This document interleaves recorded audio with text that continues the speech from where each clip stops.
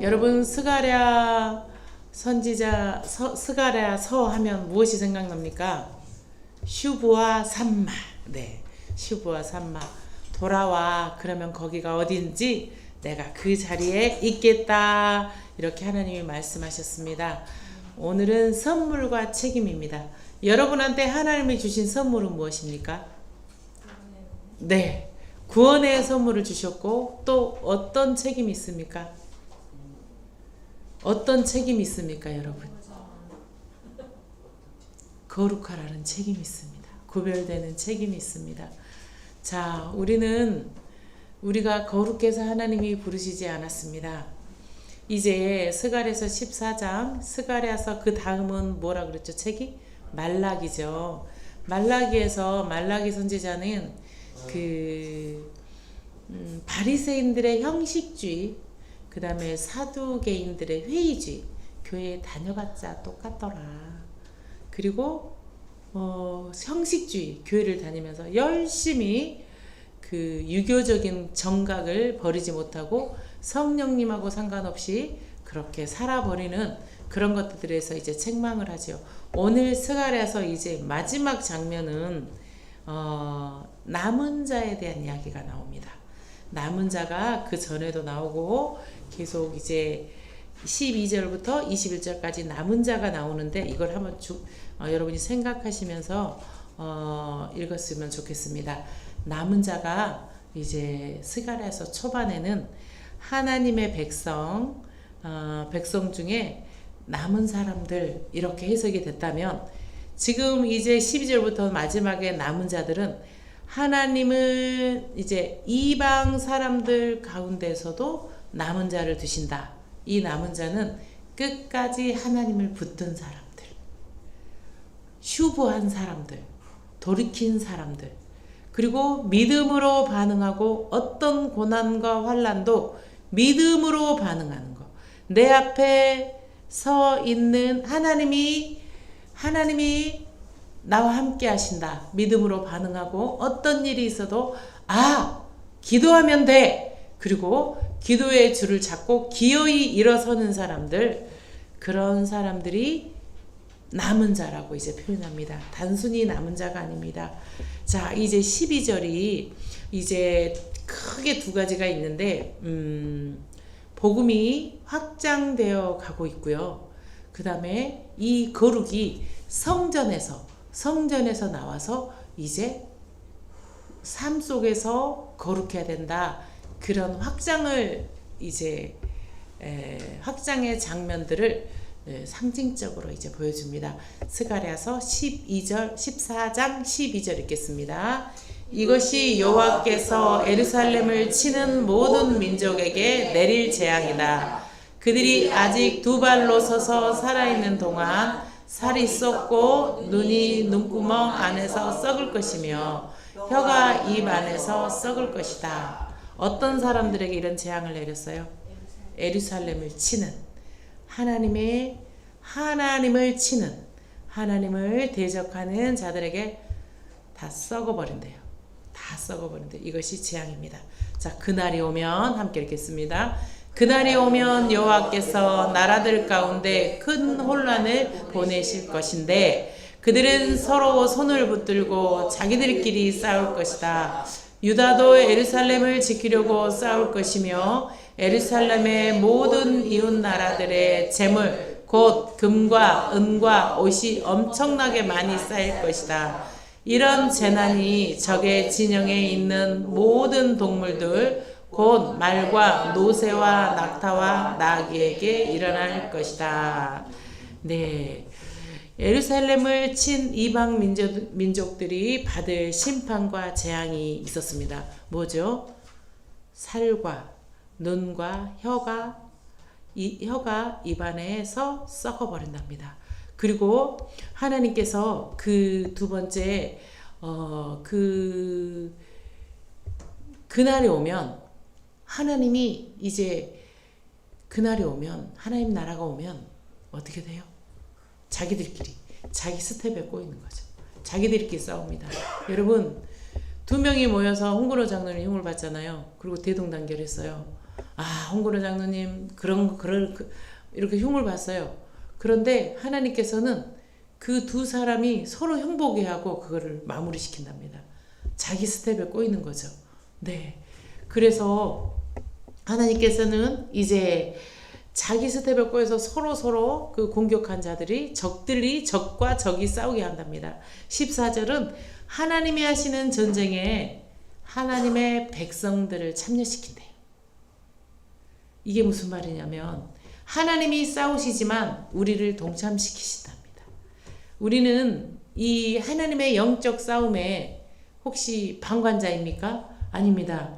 하나님께서 적극적으로 영적인 전쟁을 하는데 우리를 사용하시는 것을 믿고 우리는 그 사용됨을 기뻐하며 하나님의 거룩한 영적 전쟁의 방관자가 아닌 하나님의 싸우심을 믿고 함께 싸우는 자들입니다. 그리고 열방의 모든 나라의 부가 예루살렘으로 다 모인답니다. 또 하나님의 심판은 적의 진영에 있는 동물들, 말과 노새, 낙타, 나귀, 이것을 다 이제 이들을 다 멸한다고 했는데 이것들을 뭐 하는 것들이에요? 말과 노새, 낙타, 나귀. 이동수단이죠. 내가 지하철 다 끊고 비행기 다 폭파시키고 버스 다 없애고 니네들 자가용 바퀴 다 뽑을 거야, 이 말입니다. 이게 무슨 말이에요? 너희들이 모든 생산활동과 너희의 삶의 기본적인 이동수단, 이동하지도 못하고 그냥 너희들이 그 자리에서 굶어 죽게 될 거야, 이런 말입니다. 자, 하나님께서 이제 그 이스라엘을 친 이방 민족들에게 받을 심판과 재앙에 대해서 이제 얘기했습니다. 그러면 16절부터 한번 읽겠습니다. 이것은 모든 민족이 이제 성전이 된다는, 이스라엘 백성들에게 성전은 정말 하나님이 계시는 구별된 장소인데 그 성전이 어떻게 확장되는지 한번 보겠습니다. 함께 있습니다. 그때 그렇게 이방 민족들이 재난을 다 받고 이제 그런 결정이 났을 때 함께 읽겠습니다. 그때 예루살렘을 치러 온 모든 나라들 가운데서 살아남은 사람들은 해마다 예루살렘으로 올라올 것이다. 그들은 거기서 만군의 여호와인 왕을 예배하고 초막절을 지낼 것이다. 이 땅에 어떤 백성이라도 예루살렘에 올라와서 만군의 여호와 되시는 왕을 예배하지 않으면 그들에게 비가 내리지 않을 것이다. 만약 이집트 백성이 올라오지 않으면 그들에게 비가 내리지 않아서 나일강이 마를 것이다. 초막절을 지내러 올라오지 않은 어느 나라 사람들에게든지 여호와께서 재앙으로 내리치실 것이다. 아멘. 남은 자, 이방 민족들 중에서 하나님께 돌아오는 사람들이 있을 것이라는 뜻입니다. 자, 그 당시에는 유대주의가 판을 치고 있었죠. 유대인이 아니면 하나님의 백성이 아니야. 이방인들은 하나님의 백성이 아니야. 그런 때에 이제 이방 민족들 중에서 하나님께 돌아오는 사람들이 있을 것이라는 뜻입니다. 그러면 슈브하시고 산마하시는, 슈브하면 산마하시겠다는 말씀입니다. 돌아오면 어떤 이방 사람들도 복음을 확장시키는 것입니다. 돌아오면 어떤 죄인도 하나님께서 산마하시겠답니다. 그곳에 함께 계시겠다는 뜻입니다. 여러분, 초막절이 어떤 절입니까? 이스라엘의 추석 때쯤, 그때 이스라엘을 가면 곳곳마다 뭐 조그만 텐트, 큰 텐트, 베란다, 집 앞 이런데 초막절을 지켜요. 초막절을 지키는데 이 초막절은 출애굽 당시에 이스라엘 백성들이 그 광야에서 하나님이 우리를 지켜주셨어, 그것을 기념하는 절기입니다. 그것을 감사하는 절기입니다. 초막절에 그 초막을 풀로 만든 그 조그만 텐트랑 그 작은 집들, 그 모형들을 보면서 하나님이 우리를 여기까지 인도하셨어, 감사하다, 이런 뜻이 있고요. 초막절은 또 어떻게 지키냐면 그 해 동안 이제 농사 짓고 그런 곡식들을 이제 첫 수확을 하나님께 드리면서 감사하는 절기입니다. 즉 하나님을 예배하는 것이 초막절을 지킨다는 것입니다. 자, 젊은 은혁이 들으세요. 예배하지 않으면 예배하지 않으면, 하나님을 하나님 되게 하지 않으면 그들에게 비가 내리지 않을 것이다. 비가 내리지 않을 것이다. 여러분, 댐 공사가 그렇게 다 있고, 그 다음에 급수시설이 잘 돼 있는 2025년, 우리는 강릉에 비가 없어서, 비가 안 와서 강릉이 힘든 거를 보았을 것입니다. 하나님께서 막으시면 어떤 수리시설도 안 됩니다. 그래서 지금 이 시설에도 우리 지금 2025년 살 때도, 2025년을 살아가는 이 시대에도 하나님께서 비를 한 6개월 안 내리면 끝장날 거예요. 끝장나죠. 네. 그래서 하나님께서 비를 내리지 않는다는 것은 생명을 없애버리겠다는 말씀입니다. 남은 자, 16절에 남은 자, 이방인들 중에서도 하나님께 돌아오는 사람도 있을 것이다. 있었죠. 누가 있었죠? 로마 백부장, 고넬료, 그 다음에 또 에디오피아 내시, 그리고 2025년 오세인 목사. 네, 이방인이었어요. 권사님 뭐 유대인이셨어요? 우리 다 이방인이었죠. 어떻게 복음이 여기까지 와서 우리의 귀에 들리게 하시고, 우리가 우리의 의지로 예수 그리스도를 주인으로 모시고 우리 죄를 회개하고 그렇게 하나님 자녀가 되었는지, 자, 이런 일들에 대해서 복음이 확장되는 것을 이제 선포합니다. 끝까지 돌이키지 않는 사람, 어떻게 했죠? 생명과 직결된 비를 내리지 않을 것이다. 이게 무슨 말이에요? 그냥 생명을 얻지 못한다고 이제 경고를 합니다. 18절은 여러분, 이집트는 어떤 나라냐면요, 평생 물걱정을 안 하는 나라예요. 긴 나일강이 흐르고 있잖아요. 그래서 아무리 천혜의 조건, 너희가 그 큰 나일강을 가진 물걱정 없는 이집트라 할지라도 초막절을 지내러 올라오지 않는 어느 나라 사람들에게든지, 예배하지 않는 어느 나라 사람들에게든지 여호와께서 재앙으로 내리실 것이다. 이렇게 얘기합니다. 여러분, 이스라엘에서 이른 비와 늦은 비는 어떤 비냐면, 이른 비는 뭐죠? 씨를 뿌리게 하는 비고, 늦은 비는 자라게 하는 비죠. 우리 또한 이른 비와 늦은 비로 하나님께서 우리를 도우시고 우리 자녀들을 길러주시고, 우리의 인생 가운데 늦은 비와 이른 비가 있었습니다. 그런데 이것을 끊어버린답니다. 재앙이죠. 자, 이제 돌이키지 않으면 비가 없다, 생명이 없다. 이것은 그러니까 돌아와라, 살리려는 하나님의 경고입니다. 자, 20절, 19절 보겠습니다. 이집트 사람이든 함께 읽겠습니다. 시작. 이집트 사람이든 어느 나라 사람이든 초막절을 지키러 올라오지 않는 모든 사람들이 벌을 받을 벌이다. 이것이 무슨 벌이에요? 생명을 끊어버린대요. 생명을. 여러분, 하나님이 끊어버리면 끊어버립니다. 우리는 예배하는 자리를 그래서 목숨처럼 지켜야 할 것입니다. 20절, 21절 보겠습니다. 그날이 오면 말의 목에 달린 방울에까지 여호와께 거룩히 드려진 것이라는 글이 새겨질 것이고, 여호와의 성전에 있는 솥들이 제단 앞에 대접같이 거룩하게 될 것이다. 예루살렘과 유다에 있는 모든 솥이 만군의 여호와께 거룩하게 바쳐진 것이 돼 제사 드리러 온 사람들이 모두 이 솥을 가져다가 그 솥에 제물로 드릴 고기를 삶을 것이다. 그리고 그날이 오면 만군의 여호와의 성전에 다시는 가난한 사람이 없을 것이다. 어렵기도 하고 쉽기도 합니다. 자, 그날이 오면 하나님이 예수님이 다시 재림한 그날이 오면, 하나님이 우리와 함께하는 다스리는 그날이 오면, 하나님 나라에서는 말의 목에 달린 방울에까지 여호와께서 거룩히 드려진 것이라는 글이 새겨질 것이고, 여러분, 여호와께 거룩히 드려진 것이라는 글이 원래 어디에 쓰여졌어요? 네, 맞아요. 제사장들이 쓰는 관에, 이 모자에 제사장들이 쓰는 이 관에, 머리 관에 새겨졌던 말인데, 이제 온 세상을 두 가지, 하나님께서 복음을 확장시킨다는 두 가지 자, 목에 달린 방울과 솥이 나옵니다. 솥은 뭐 하는 것이죠? 밥에 먹는 것이죠. 어느 집에나 있어요. 솥이 없는 집은 없어요. 뭐 작은 솥이든 큰 솥이든 휘슬러 압력밥솥이든 전기밥솥이든 뭐 조그만 압력솥이든 다 있겠지만 솥이 없는 집은 없습니다. 왜냐하면 매일 밥을 먹기 때문입니다. 자,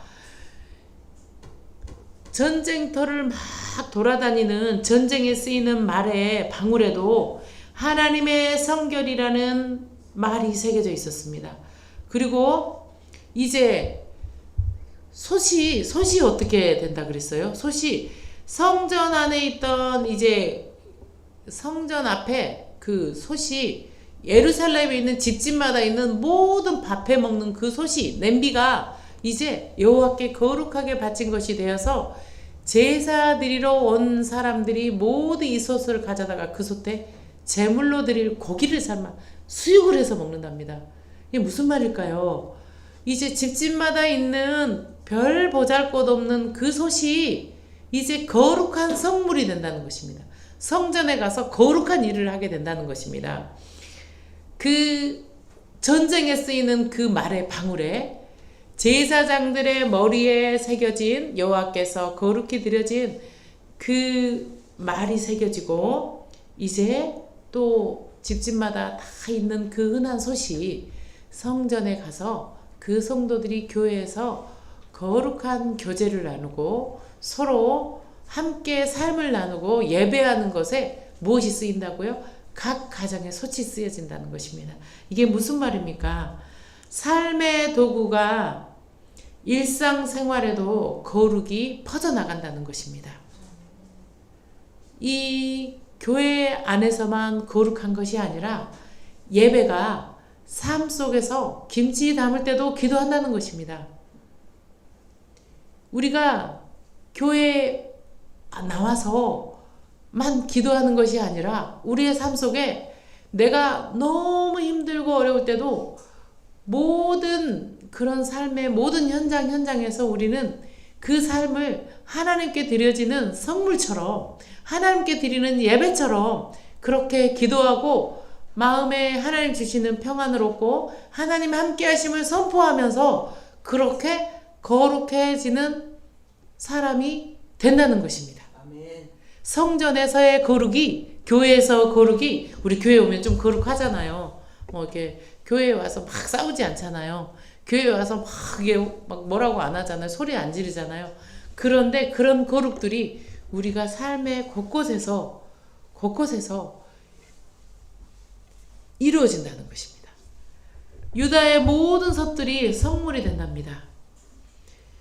백성들이 쓰는 섭 그것이 성물이 되어서 하나님의 거룩한 일, 기쁨의 교제를 나누는 곳에 쓰인다는 것입니다. 결국 하나님과 연결된 삶은 특정한 사람들일 것이 아니라 모든 사람에게 연결되어 있고 복음이 확장된다는 뜻입니다. 또 거룩은 전쟁터를 누비는 말방울에도 일상에서 밥에 먹는 솥 그릇에도 거룩이 새겨진다는 것입니다. 삶 전체가 성전이 되어온다는 뜻입니다. 여러분, 구원은 선물이고 거룩은 책임입니다. 이제 그날이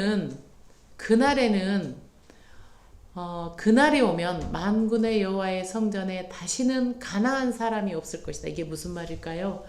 가나안 사람은 단순한 민족이 아니라 하나님과 관계없이 살아가는 사람, 예배를 가볍게 여기는 사람을 뜻합니다. 가나안 사람은 그날에는 하나님과 관계없이 사는 사람, 또 예배를 가볍게 여기는 사람이 다시는 있지 아니하리라, 이런 말씀입니다. 예배는 모든 사람들에게 열려 있지만 거룩은 반드시 지켜져야 한다는 메시지입니다. 여러분, 예배는 모든 사람에게 열려 있지만 하나님을 향한 경외와 구별된 삶은 절대로 사라지면 안 된다는 뜻입니다. 스가랴서의 큰 그림은 거룩이 삶 전체로 퍼져나가는 모습이고 하나님 나라가 전쟁터에 나가는 말방울까지도, 매일 밥해 먹는 솥단지까지도 그런 하나님 나라가 거룩함으로 확장되는 것을 두 가지로 이제 14절을 요약할 수 있습니다. 여러분, 우리 사도신경에서 너희가 예루살렘과 사마리아와 땅끝까지 이르러서 내 증인이 된다고 하셨잖아요. 증인이 될 것이다가 아니라 증인이 된다고 하셨잖아요. 이렇게 하나님 나라와 복음은 확장되어 갑니다. 이것이 나로부터 시작을 합니다. 이 땅의 회복은 나로부터 시작을 합니다. 여러분, 아기들에게 이런 행동을 합니다. 아기가 가다가 탁 넘어졌어요. 그러면 의자가 있으면 의자를 때려요. 너가 거기 서 있어서 우리 애기가 아프게 되었구나. 의자를 계속 때리잖아요. 그런 행동을 계속 반복하게 되면 애기는 너무 남의 탓만 한다게 된답니다. 마치 우리가 연약하여서 이렇게 지나가는데 우리가 막 뛰다가, 뛰지 말라고 했는데 막 뛰다가 신호에 걸려서 사고가 있었어요. 그러면 우리는 너무 어린, 신앙적으로 영적으로 어린 우리는 하나님께 그 의자를 혼내달라고 기도할 때가 있어요. 그런데 하나님께서는 네가 과속을 하면 안 돼, 이렇게 응답하실 때가 있어요. 그거를 힘들어하죠. 하나님께서 우리는 어쩌면 우리의 거룩과 우리의 책임을 이렇게 책임까지도 하나님께서 의자를 계속 혼내주기를 원하는 기도를 하고 있지 않는지, 또 그런 우리가 그것이 축복인 줄 알지 않는지, 그것에 대해서 우리가 오늘 또한 하나님께 확장시키는 말씀이 아닌지 또 생각해 보았습니다. 보좌로부터 물이 흘러 가는 곳마다 적셔서 회복된다고 성경은 말하고 있습니다. 복음은 열려있는 누구에게나 있는 초청이고 그 안에는 거룩한 삶으로서 부르심이 함께 담겨 있어야 함을 우리는 기억해야 합니다. 우리는 거룩하기 때문에 구원받은 것이 아닙니다. 그러나 거룩하게 구별되어 살도록 구원받은 것은 사실입니다. 여러분, 이 거룩을 여러분의 각 가정으로, 부엌으로, 여러분의 직장으로 싸서 가져가십시오. 하나님은 우리를 연단하시고 훈련을 통해 거룩한 방향으로 이끄십니다. 응답하지 않은 기도를 통해서, 내 마음대로 되지 않는 것을 통해서 하나님은 우리를 거룩하게 하십니다. 이 모든 여정 가운데 하나님이 완벽하니 우리를 간섭하고 계시고 우리와 함께 하시고 또 우리가 돌이키기를 기다리시며 그곳에서 여호와 삼마 함께 하십니다. 여러분, 스가랴서가 이제 다 끝났습니다. 우리가 하나님으로부터 부르신 거룩의 책임이 있다면 우리는 돌아가야 할 것입니다. 성경의 모든 말씀은 우리가 찡해서 감동받아서 행동하라고 그 말씀에 순종하라고 돌이키라고 우리 하나님께서는 오늘도 말씀하십니다. 순종하셔서 오늘도 휴부하시고 여호와 삼마 하시는 하나님을 만나시기를 축원합니다.